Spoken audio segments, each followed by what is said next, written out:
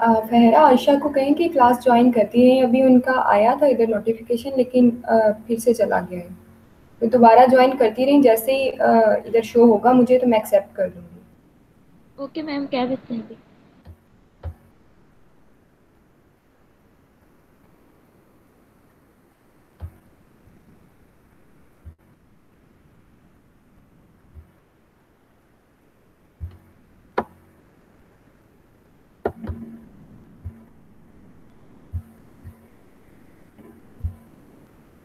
Screen show हो रही है?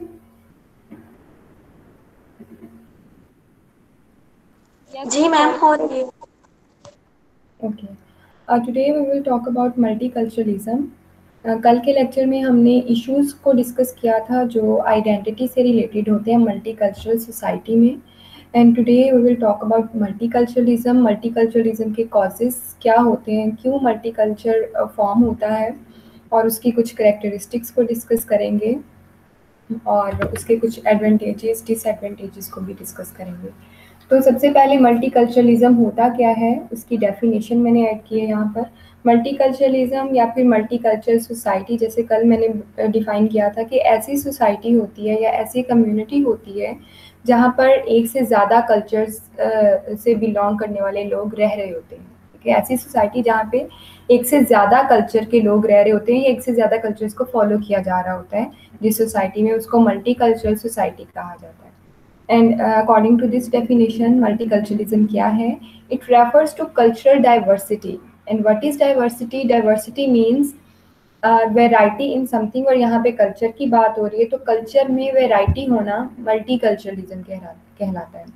Where two or more group with distinctive beliefs or cultures exist in a society, जहाँ पर एक ही सोसाइटी में दो या दो से ज़्यादा बिलीफ्स को फॉलो करने वाले लोग या कल्चर्स को फॉलो करने वाले लोग एग्जिस्ट करते हों, ऐसी सोसाइटी को मल्टीकल्चरलिज्म का नाम दिया जाता है। या फिर कल्चरल डाइवर्सिटी का वर्ड भी उन्हीं के साथ एसोसिएट किया जाता है। मीन्स के कल्चर में वैरायटी होती है, वैरायटी ऑफ कल्चर्स होते हैं एक ही सोसाइटी में, तो इस चीज़ को मल्टीकल्चरलिज्म का नाम दिया जाता है। देन मल्टीकल्चरलिज्म से रिलेटेड कुछ पॉइंट्स हैं। The first one is a system of beliefs and behaviour that recognises and respects the presence of all diverse groups. एक ऐसा सिस्टम ऑफ बिलीफ या बिहेवियर होता है मल्टीकल्चरल सोसाइटी जहाँ पे डिफरेंट टाइप के ग्रुप्स होते हैं। जैसे कि अभी हमने देखा डाइवर्स कल्चर्स होते हैं, तो डिफरेंट टाइप के लोग होते हैं, डिफरेंट टाइप के ग्रुप्स होते हैं जो डिफरेंट कल्चर्स को फॉलो कर रहे होते हैं या डिफरेंट रिलीजन्स को फॉलो कर रहे होते हैं। तो वो एक दूसरे के कल्चर्स को, रिलीजन्स को रिकॉग्नाइज भी करते हैं और उनकी रिस्पेक्ट भी करते हैं एक मल्टीकल्चरल सोसाइटी में। And second point is inclusion of diverse people. Inclusion means include होना, ठीक है, या फिर दाखिल होना या शामिल होना किसी चीज़ में। और मल्टीकल्चरल सोसाइटी, चूँकि यहाँ पे मल्टीपल कल्चर्स होते हैं, डिफरेंट टाइप के कल्चर्स होते हैं, तो ऑब्वियसली डाइवर्स पीपल भी वहाँ पे होंगे, डिफरेंट तरह के लोग वहाँ पे होंगे। तो जो मल्टीकल्चरल सोसाइटी है वहाँ पे इंक्लूड होते हैं डिफरेंट टाइप के पीपल, ठीक है, डाइवर्स पीपल उस सोसाइटी का पार्ट होते हैं। Then next point, people from different backgrounds intertwine with each others. Intertwine means लपेट में ले लेना किसी चीज़ को। और जब हम मल्टीकल्चरल सोसाइटी की बात करते हैं तो वहाँ पे डिफरेंट बैकग्राउंड से रिलेटेड लोग रह रहे होते हैं और वो एक दूसरे के कल्चर के थ्रू एक दूसरे को इन्फ्लुएंस कर रहे होते हैं, उनको बहुत ज़्यादा इफेक्ट करते हैं और इंटरवाइन करते हैं। इंटरवाइन मीन्स लपेट में ले लेना है। एक कल्चर दूसरे कल्चर के लोगों को मतलब उस पर इन्फ्लुएंस कर रहा होता है, उसको इफेक्ट कर रहा होता है। और वो चीज़ वहाँ पे हमें नज़र भी आ रही होती है विद इन अ सोसाइटी। जब ज़्यादा कल्चर्स हैं तो ऑब्वियसली जब आप एक ही सोसाइटी का पार्ट हो तो डिफरेंट कल्चर्स या एक कल्चर के जो एलिमेंट्स हैं वो दूसरे कल्चर पर असरअंदाज होते हैं। It's possible in a society, in a multicultural society. The next point is people have roles and responsibilities that they must fulfill. जो डिफरेंट वैरायटी ऑफ कल्चर्स होते हैं, डिफरेंट वैरायटी ऑफ रिलीजन के लोग एक ही society का part होते हैं, उनके डिफरेंट रोल्स होते हैं विद इन अ सोसाइटी और डिफरेंट रिस्पॉन्सिबिलिटीज़ होती हैं, and they should fulfill all those roles and responsibilities. ये उनके लिए कंपल्सरी होता है और उनको करना चाहिए कि जिसकी जो जिम्मेदारी है within a multiple culture और within a multiple society और कम्युनिटी वो उस चीज़ को फुलफिल करें। देन कॉजेज हैं मल्टीपल कल्चर की या मल्टी कल्चरल सोसाइटी की या मल्टीकल्चरलिज्म। कौन कौन से कॉजेज हैं, क्यों मल्टीकल्चरलिज्म फॉर्म होता है, क्यों बनता है, तो उसके कुछ कॉजेज हैं, उनको डिस्कस करेंगे। First one is international labour flow. International labour की वजह से, लेबर मीन्स के आप कोई जॉब ढूंढने जाते हो किसी और कंट्री में इंटरनेशनल लेवल पर, या फिर आपने आपने अपने वेज ऑफ लिविंग को चेंज करना है, आपने खुद को बदलना है, डेवलप करना है, या फिर आपने अर्निंग के लिए किसी और कंट्री में जाना है, तो वो चीज़ जो है मल्टीकल्चरलिज्म को फॉर्म करती है। Bring working skill into a foreign country along with convention and religious beliefs. आप जब जॉब के लिए या अर्निंग के लिए किसी दूसरे कंट्री में शिफ्ट होते हो तो वो मल्टीकल्चरलिज्म को प्रमोट करती है। तो ऐसी सिचुएशन में जब आपको अर्निंग के लिए या जॉब के लिए आप शिफ्ट होते हो तो उस टाइम पर आप सिर्फ अपनी वर्किंग स्किल्स को शिफ्ट नहीं कर रहे होते हो, बल्कि आप अपने रिलीजियस बिलीव्स को भी शिफ्ट कर रहे होते हो किसी फॉरेन कंट्री में, किसी दूसरे कंट्री में। गैर फॉरेन मीन्स गैर मुल्की, ठीक है, जो जो बाहर वाले मुल्क होते हैं, ठीक है, फॉरेन कंट्रीज से। एक तो हमारा नेशनल कंट्री है पाकिस्तान, और जो दूसरे बाहर वाले कंट्रीज हैं लाइक यूएस है, यूके है, ये सारे कंट्रीज फॉरेन कंट्रीज हैं।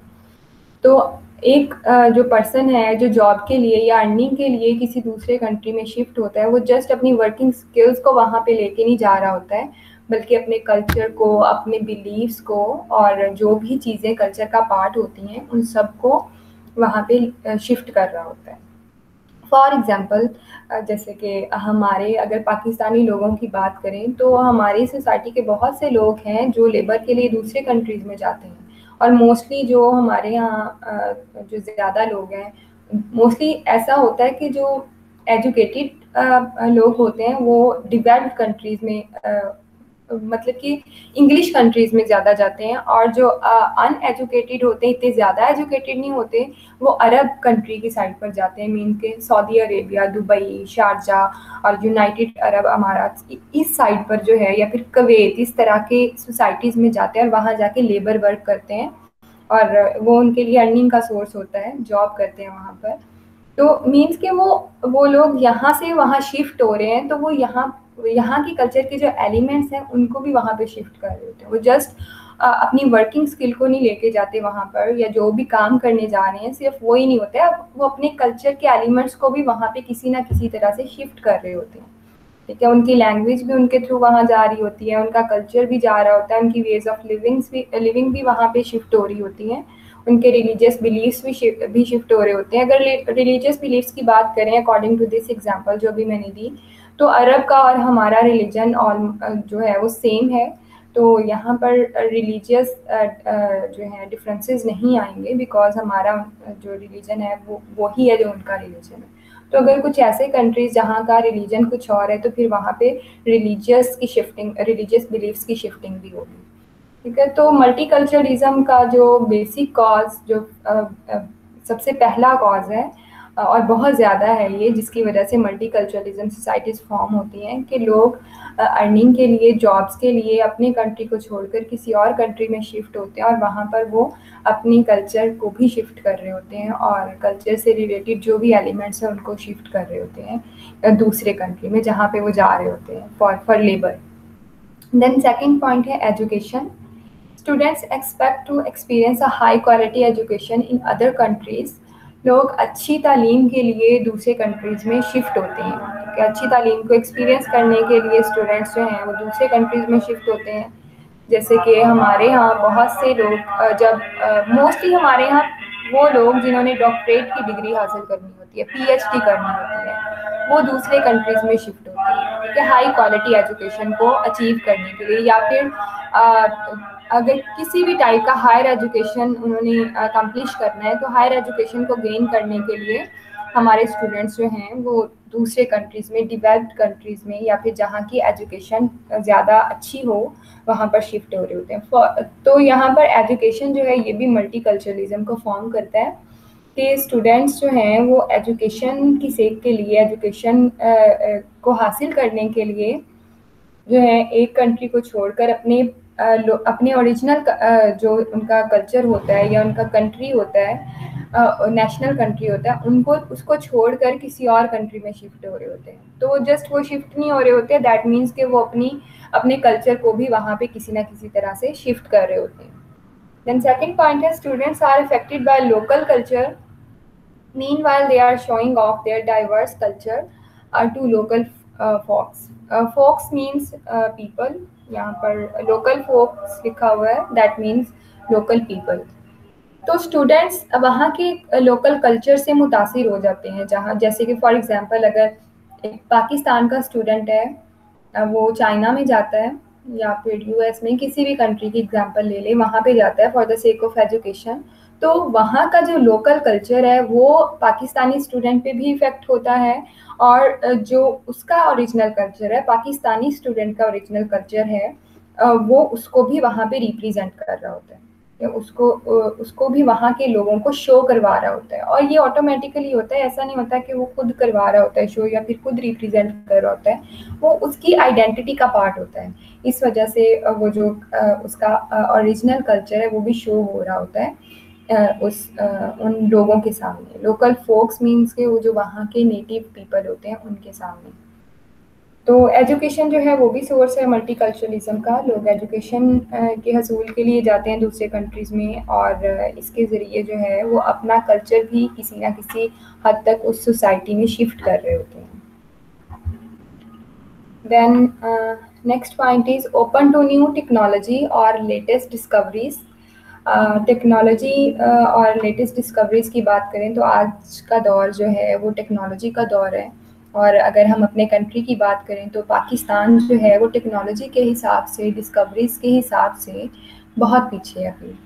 हमारा कंट्री जो है वो डेवलपिंग कंट्री है, तो यहाँ के लोग जो इंटरेस्टेड होते हैं टेक्नोलॉजी में और न्यू टाइप ऑफ डिस्कवरीज़ में, तो वो शिफ्ट हो जाते हैं ऐसे कंट्रीज़ में जो डेवलप्ड होते हैं, जहाँ पे उनके पास ज़्यादा अपॉर्चुनिटीज़ होती हैं इस टाइप की चीज़ों के लिए, टेक्नोलॉजी के लिए या फिर डिस्कवरी के लिए। जिनको इस चीज़ में इंटरेस्ट है तो वो वहाँ पे शिफ्ट हो जाते हैं, ताकि वो इस टाइप के नॉलेज को गेन कर सकें और डिस्कवरीज कर सकें, कुछ न्यू टेक्नोलॉजी को गेन कर सकें।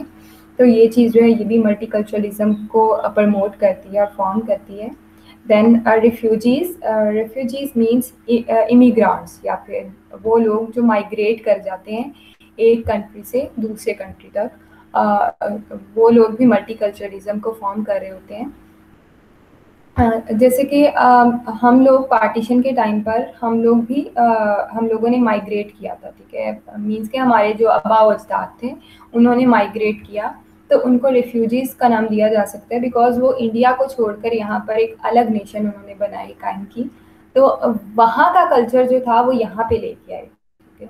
कुछ लोग यहाँ पे पहले से भी रह रहे होंगे जो यहीं रह रहे थे, और फिर वो यहीं पे यानी कि पाकिस्तान बनने के बाद आफ्टर सेपरेशन वो यहीं पे रहे।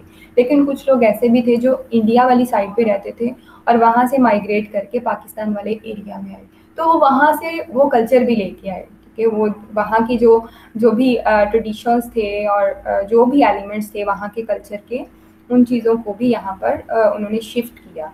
तो रिफ्यूजीज़ जो है वो भी मल्टीकल्चरलिज्म का कॉज है, वजह बनती है। The next point is refugee refers to those people who are forced to leave their countries because of war or other humanitarian reasons.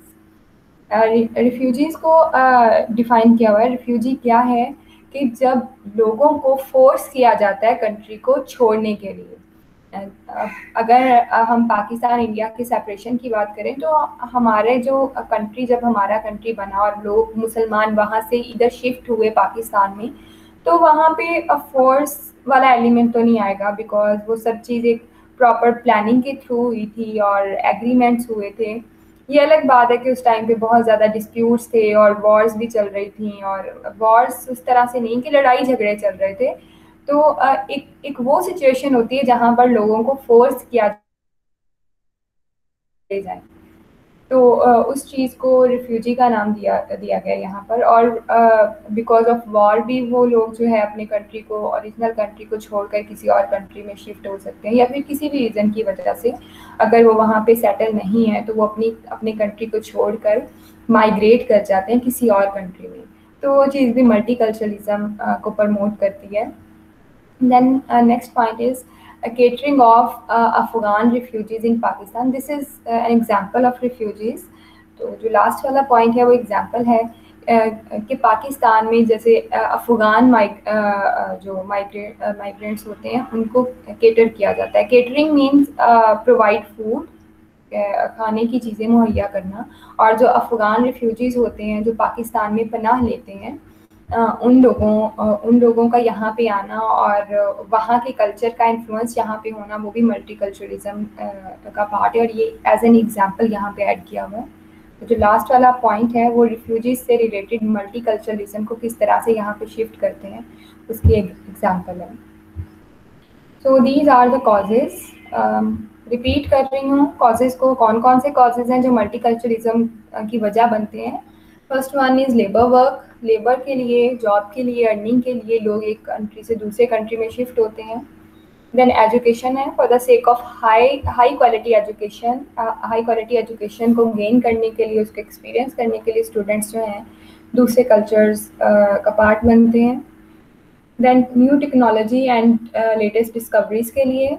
Then refugees जो माइग्रेट करते हैं एक कंट्री से दूसरे कंट्री तक, और वो फोर्स्ड भी हो सकते हैं कि लोग उनको फोर्स कर रहे हो, एक कल्चर उनको फोर्स कर रहा हो कि आप इस कंट्री को छोड़ जाएं। और बिकॉज ऑफ वॉर भी हो सकता है, या किसी भी वजह से कि एक कंट्री के लोग उस कंट्री को छोड़कर किसी दूसरे कंट्री में शिफ्ट हो रहे हों, तो ये भी कॉज हो सकता है मल्टीकल्चरलिज्म का। तो यहाँ तक कॉजेज थे। Now we will discuss the characteristics of multicultural society. समझ लग रही है आप लोग को लेक्चर की?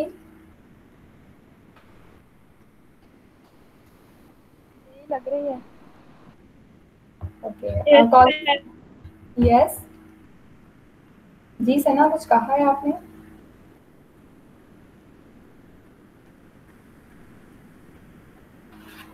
ओके, मैंने यस कहा है, आपने पूछा ना कि समझ आ रही है। अच्छा सही। आगे हम कैरेक्टरिस्टिक्स को डिस्कस करेंगे।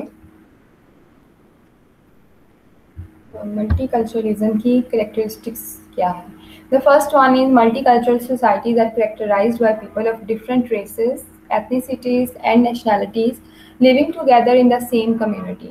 मल्टीकल्चरल सोसाइटीज़ जो है वहाँ पे डिफ़ाइन किया हुआ है मल्टीकल्चरल सोसाइटी को कि कैसी सोसाइटी होती है जहाँ पे डिफरेंट रेसेस से बिलोंग करने वाले लोग, डिफरेंट एथनिक बैकग्राउंड से रिलेटेड लोग, डिफरेंट नेशनैलिटीज़ से रिलेटेड कि वो डिफरेंट कंट्री के लोग होते हैं, डिफरेंट कंट्रीज़ के लोग होते हैं जो कि किसी एक कम्युनिटी का पार्ट बनते हैं, और उनके वेज ऑफ लिविंग भी डिफरेंट होते हैं। तो ये डिफरेंट उनकी रेस भी डिफरेंट हो सकती है, उनके एथनिक बैकग्राउंड भी डिफरेंट हो सकता है, उनकी नेशंस भी डिफरेंट हो सकती हैं उन लोगों की जो कि एक मल्टीकल्चरल सोसाइटी का पार्ट बनते हैं। The next point is in multicultural communities people retain, pass down, celebrate and share their unique cultural ways of life, languages, art, traditions and behaviors. जो मल्टीकल्चरल कम्युनिटीज़ हैं वहाँ पर लोग रिटेन भी करते हैं जो वहाँ के डिफरेंट टाइप के कल्चर के एलिमेंट्स हैं, उनकी लैंग्वेज है, उनकी आर्ट है, ट्रेडिशन है, उनके वेज ऑफ लिविंग है, उनको रिटेन भी करते हैं। रिटेन मीन्स के बरकरार रखना, कायम रखना, उस चीज़ को रिटेन भी करते हैं। पास डाउन मीन्स लेस इम्पोर्टेंस देना किसी चीज़ को। तो अगर कोई चीज़ ऐसी है जो कि ज़्यादा सूटेबल नहीं है उस कल्चर के हिसाब से, या फिर लोग उससे ज़्यादा एग्री नहीं कर रहे हैं, तो उसको लेस इम्पोर्टेंस भी दी जा सकती है, और हो सकता है उसको ख़त्म भी किया जा सकता हो with in a multicultural society. they also celebrate each other's festivals and traditions. अगर वो एक दूसरे के कल्चर्स को रिस्पेक्ट कर रहे हैं तो वो सेलिब्रेट भी करते हैं, एक दूसरे की खुशी में शरीक भी होते हैं।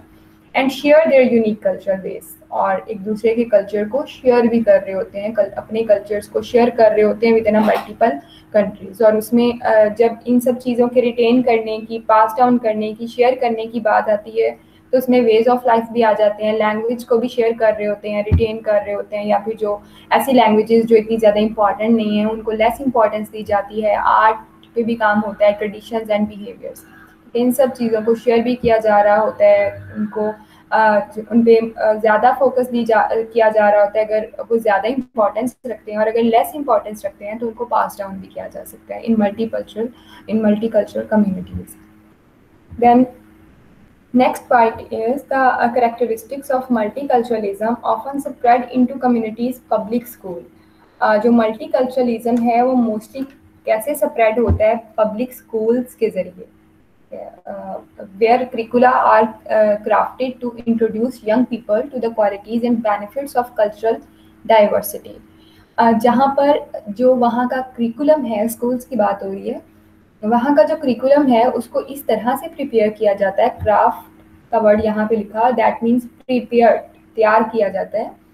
जो करिकुलम है या सिलेबस है उसको इस तरह से तैयार किया जाता है कि उसमें जो डिफरेंट कल्चर की जो क्वालिटीज़ हैं या उनके बेनिफिट्स हैं उनको यंग पीपल को इंट्रोड्यूस कराया जाता है। यंग पीपल मीन्स के वो लोग ले सकते हो आप जो कि स्कूल्स में पढ़ रहे होते हैं, स्टूडेंट्स ले सकते हो। तो स्टूडेंट्स को वो डिफरेंट टाइप ऑफ कल्चर के जो बेनिफिट्स हैं, उनकी जो क्वालिटीज़ हैं, उनको इंट्रोड्यूस कराया जा रहा होता है। तो स्कूल्स के थ्रू भी मल्टीकल्चरलिज्म जो है उसको प्रमोट किया जाता है और उसको स्प्रेड किया जाता है मल्टीकल्चरलिज्म को। और जो डिफरेंट टाइप के कल्चर की क्वालिटीज़ होती हैं, उनके जो बेनिफिट्स होते हैं या फिर उनके जो एलिमेंट्स होते हैं, उनको इंट्रोड्यूस कराया जा रहा होता है स्टूडेंट्स को थ्रू सिलेबस और through curriculum. Next point is two sometimes criticise as a form of political correctness. Multiculturalism को, मल्टीकल्चरल सोसाइटी को समटाइम्स क्रिटिसाइज किया जाता है in the form of political correctness. Political correctness क्या है? इसको समटाइम सेंसिटिव के मीनिंग में भी लिया जाता है कि ऐसी सोसाइटीज़ जो हैं वो थोड़ी सेंसिटिव होती हैं, या फिर नैरो माइंडेड के मीनिंग में भी लिया जाता है। ठीक है, तो नैरो माइंडेड किस तरह से, मतलब कि क्योंकि यहाँ पे डिफरेंट टाइप के कल्चर्स होते हैं, वैरायटी होती है कल्चर्स की। तो मोस्टली ऐसा भी होता है, जैसे हमने कल इश्यूज़ में भी इस चीज़ को डिस्कस किया, कि लोग एक दूसरे के रिलीजन को, एक दूसरे के कल्चर को, लैंग्वेज को रिस्पेक्ट नहीं कर रहे होते हैं। तो ऐसी सिचुएशन में पॉलिटिकल करेक्टनेस को नैरो माइंडेड के मीनिंग में लिया जा सकता है, और जो है इस चीज़ पर क्रिटिसाइज भी किया जाता है in multicultural society. Educational systems in multicultural societies stress the histories and traditions of minority in classroom और textbooks।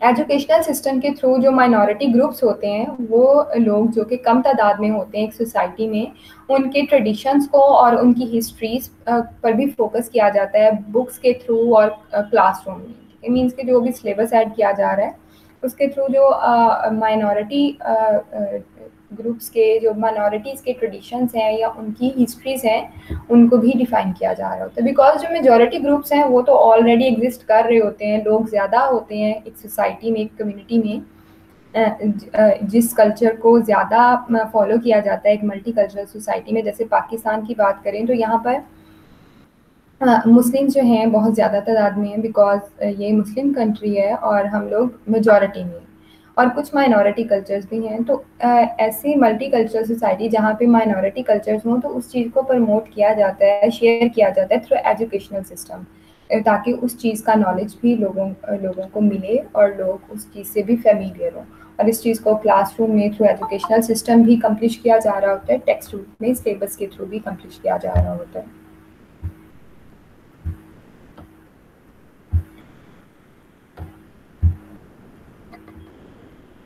देन नेक्स्ट एक एग्जांपल है कैरेक्टरिस्टिक ऑफ मल्टीकल्चरल सोसाइटी की। In Argentina, for example, newspaper articles and radio and television programmes are commonly presented in English, German, Italian, French और Portugal, as well as the countries native Spanish. जो Argentina country की example दी हुई है, जो Argentina है वहाँ की जो नेटिव लैंग्वेज है, जो वहाँ की मुकामी ज़बान है, वो स्पेनिश है। लेकिन वहाँ पे जब न्यूज़ आर्टिकल्स लिखे जाते हैं या रेडियो या टेलीविज़न के थ्रू न्यूज़ जो है पब्लिश की जा रही होती हैं, ब्रॉडकास्ट की जा रही होती हैं, तो वो डिफरेंट लैंग्वेजेस में उसको करते हैं, बिकॉज वहाँ पर अर्जेंटीना की अगर हम बात करें तो वहाँ पे वो एक मल्टी कल्चरल सोसाइटी और डिफरेंट कल्चर्स को फॉलो करने वाले लोग, डिफरेंट लैंग्वेजेस को बोलने वाले लोग वहाँ पर रहते हैं। तो उन लोगों की रिस्पेक्ट करते हुए, उन लोगों के कल्चर को देखते हुए वो लोग न्यूज़ को डिफरेंट लैंग्वेजेस में पब्लिश कर रहे होते हैं at the same time. English language में भी पब्लिश हो रही होती है, फ्रेंच में, इटालियन में, जर्मन में, पुर्तगीज़ जो पुर्तगाल में बोली जाती है वो लैंग्वेज है। तो इन सब लैंग्वेजेस में जो है न्यूज़ को पब्लिश किया जा रहा होता है। हालांकि उनकी जो नेटिव लैंग्वेज है वो स्पेनिश होती है, लेकिन वो रिस्पेक्ट करते हैं दूसरे कल्चर्स को और उनकी लैंग्वेज को भी।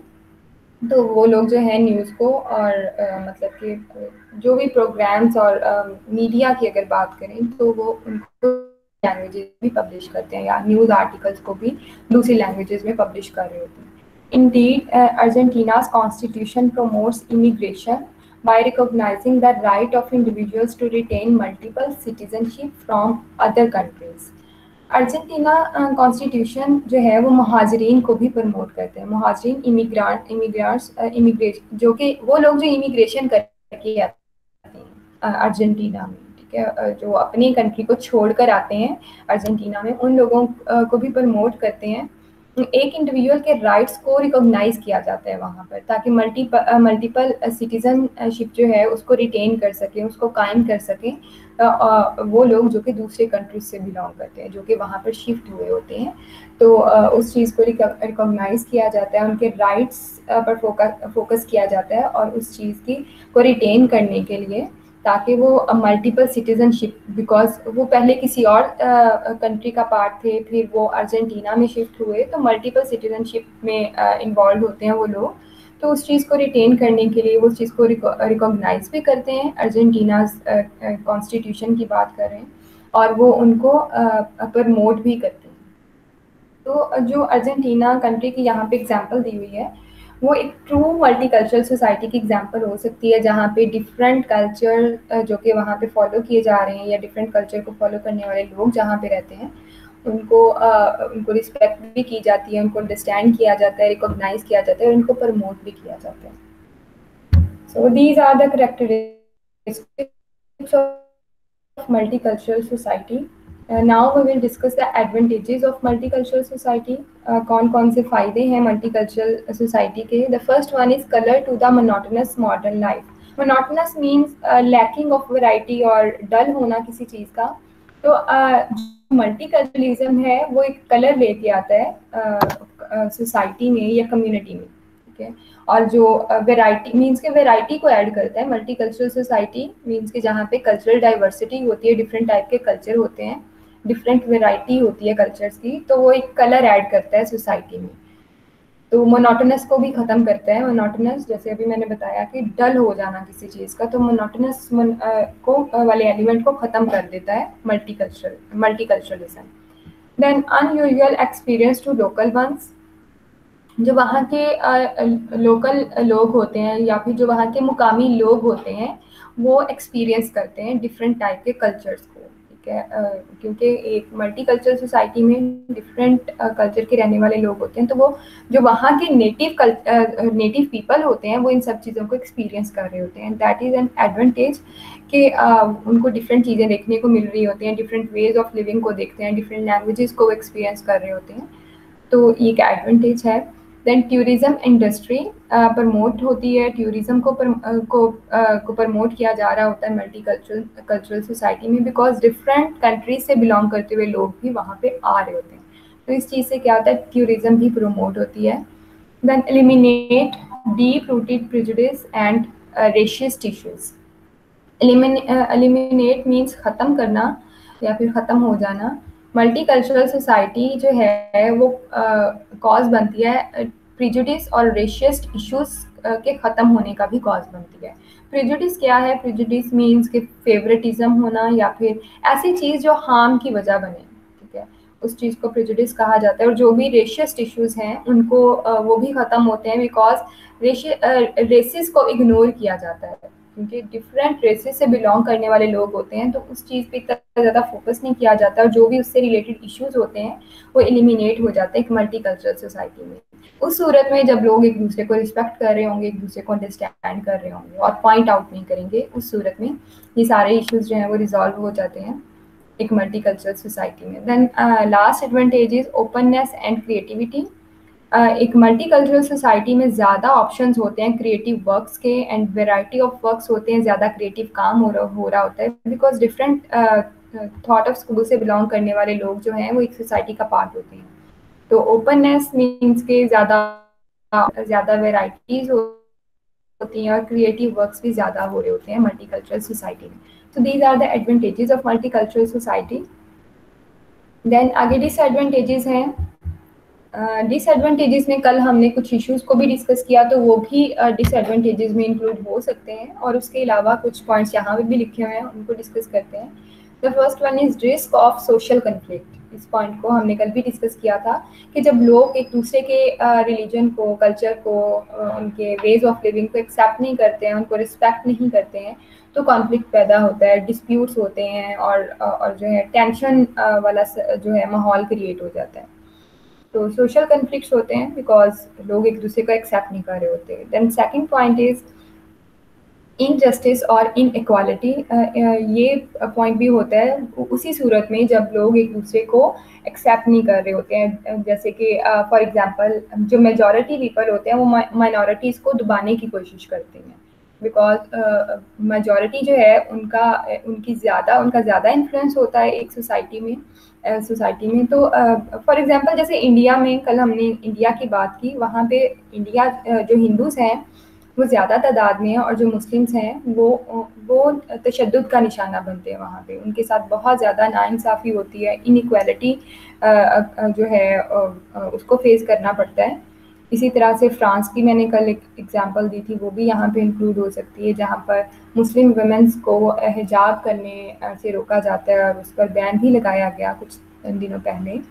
तो इस तरह से जब आप एक रिलीजन को एक्सेप्ट नहीं कर रहे होते हो, तो जो मेजॉरिटी होती है, जो जिस कल्चर के लोग मेजॉरिटी में होते हैं, ज़्यादा तादाद में होते हैं, तो वो माइनॉरिटी पर जो है टॉलरेंस करना, उनको टॉलरेट नहीं करते हैं और उन पर तशद्दुद करना शुरू कर देते हैं और उनको नाइंसाफ़ी वाला पॉइंट जो है वो भी यहाँ पे आ जाता है, इनजस्टिस को फेस करना पड़ता है, इनइक्वालिटी को फेस करना पड़ता है उन माइनॉरिटी ग्रुप्स को, ठीक है, जो कि उस कल्चर का पार्ट होते हैं। So this is a disadvantage. The next point is weak minority groups में लूज देयर ओरिजिनल एथनिक और कल्चरल आइडेंटिटी। माइनॉरिटी ग्रुप्स क्योंकि थोड़ी तादाद में लोग होते हैं, तो वो अपनी आइडेंटिटी को खोना शुरू हो जाते हैं, अपनी एथनिक आइडेंटिटी को भी और कल्चरल आइडेंटिटी को भी, बिकॉज जो लोग ज़्यादा तादाद में हैं उनका कल्चर ज़्यादा प्रमोट हो रहा होता है, उनकी ज़्यादा वैल्यू होती है, उनको ज़्यादा इंपॉर्टेंस दी जाती है। तो माइनॉरिटी कल्चर जो हैं वो उनको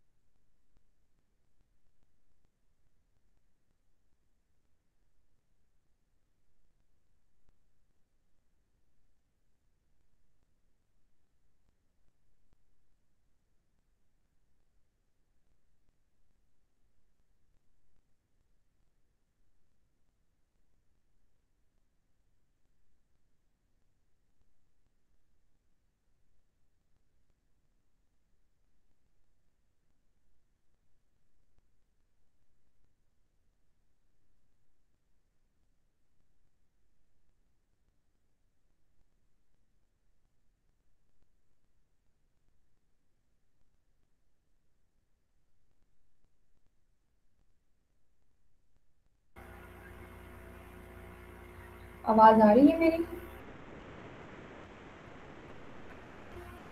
यस मैम। अच्छा, वो इंटरनेट कनेक्शन जो था वो लॉस्ट हो गया था, तो उस वजह से ना क्लास मेरी डिस्कनेक्ट हो गई। तो मुझे लगा आप लोग क्लास लेफ्ट करके चले गए होंगे। चलें, आई थिंक हमारे लेक्चर का टाइम भी ख़त्म हो गया। अभी है आपका लेक्चर कोई? Yes ma'am. चलिए ठीक है, फिर बाकी जो थोड़ा सा लेक्चर रहता है तो मैं सेंड किए हुए मैंने नोट्स, आप लोग खुद भी उसको पढ़ लीजिएगा, और बाकी जो पॉइंट्स रह गए हैं वो हम नेक्स्ट लेक्चर में उसको डिस्कस कर लेंगे।